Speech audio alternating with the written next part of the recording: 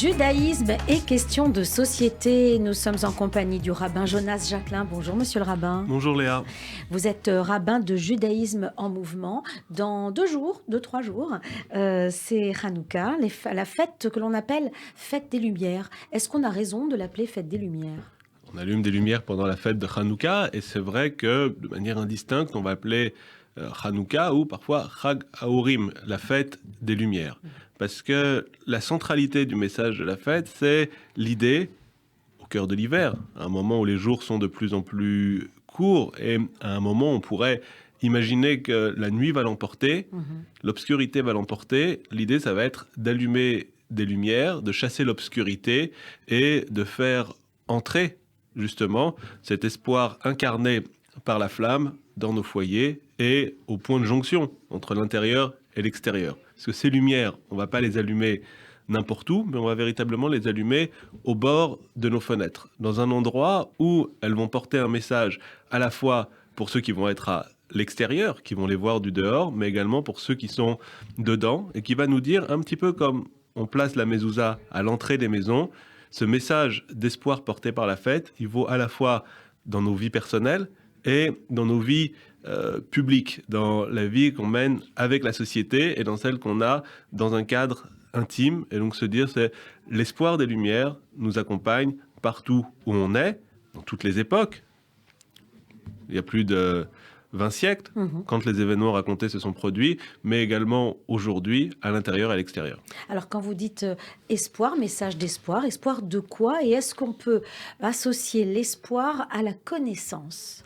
Alors, dans les deux cas, évidemment, on a un lien qui va être fait entre les deux, puisque Hanouka s'est inauguré, la réinauguration du temple qui s'est produite dans les événements célébrés pendant la fête, mais c'est aussi l'idée de chinour, l'idée d'éducation.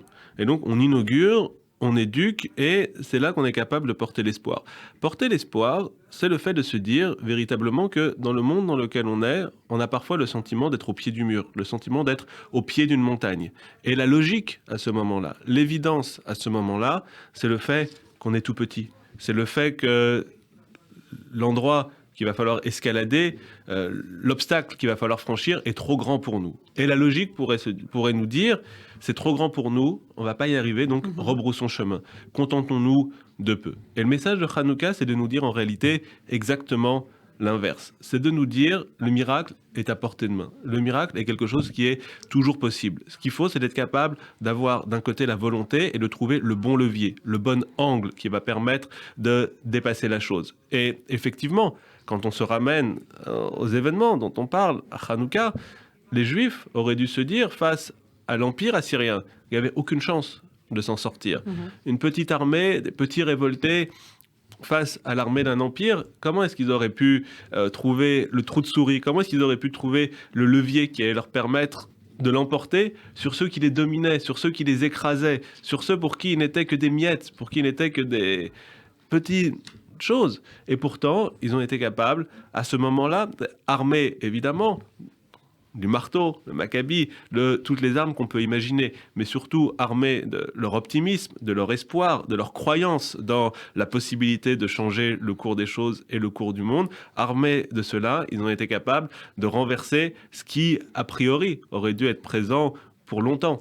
Et donc, c'est vraiment ça, le message de Hanouka, c'est le fait que rien n'est écrit d'avance et que les évidences, le bon sens, en réalité, des choses dont il faut se méfier. La logique, peut-être qu'elle existe, mais elle ne peut pas tout et elle n'est pas l'alpha et l'oméga. Il y a toujours un moment où vient se nicher le libre arbitre humain, la volonté humaine et l'espoir d'un petit groupe comme les Maccabim qui leur permet de dépasser ce qui semblait indépassable. La volonté, l'espoir, certes, mais il y a l'intelligence. C'est pour ça que je vous parlais de connaissance. Il y a aussi l'intelligence. David et Goliath, David a eu l'intelligence d'utiliser son arme précise. Bien sûr, mais face à la force, la seule chose qui permet de s'en sortir, c'est ce que vous désignez comme étant l'intelligence, bien évidemment. Et dans l'épisode que vous mentionnez, de David contre Goliath, dans l'épisode qu'on connaît ici, c'est la même chose. Et vous savez, dans la Hamida,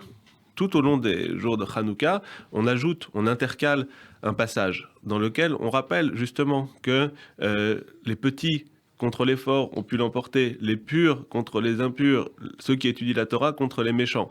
Et donc, véritablement, ceux qui ont la capacité de faire passer leurs pensées, de faire passer leurs réflexions avant un usage brut de la force. C'est la réhabilitation de Jacob face à Ésav. C'est l'intuition qui avait été celle de Rebecca dans le livre de Bereshit, selon l'intuition qui veut que le leadership, la bénédiction, on la confie à celui qui est capable de réfléchir, à celui qui, derrière la force physique, est capable de donner une place et de faire triompher la pensée, la réflexion et la capacité à se dépasser, la capacité à s'éclairer de l'intérieur pour aller vers l'extérieur par les lumières qui sont celles de l'intelligence et les lumières qui sont celles de la réflexion. Oui, et alors vous parlez de bénédiction. Lorsqu'on allume ces lumières, on doit prononcer ces bénédictions. Il y a la prière. J'allais vous demander quelle est la place de Dieu dedans, dans cette fête de Hanouka où l'homme est quand même un acteur principal. On dit une prière sur les nissim, sur les miracles. Et tout le but de l'allumage des bougies, c'est ce qu'on va appeler le pirsum hanes, le fait de faire connaître le miracle. Et donc on rappelle le miracle. Le miracle, ça peut se comprendre de différentes manières en hébreu. Bien sûr, c'est le miracle dont on parle comme ça, mais c'est aussi le drapeau. Et le drapeau, c'est venir faire connaître cela, venir faire connaître l'assistance, l'accompagnement divin qui a été là pendant ces jours. Et Nes, c'est aussi l'idée, les Nassot, l'idée d'une expérience, d'une expérimentation. Et donc, on a toute l'histoire qui vient nous servir d'éducation, toute l'histoire qui est une expérience. Et quand on arrive au moment de la fête de Hanouka, on se dit qu'on est accompagné par des expériences qui ont été celles de survie du peuple juif au travers des siècles et des milliers d'années.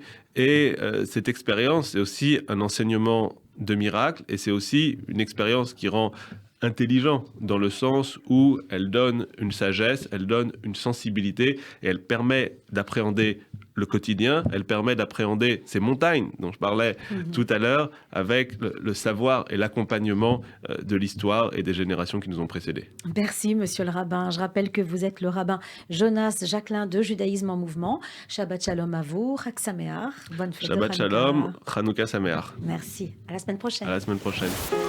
Vous écoutez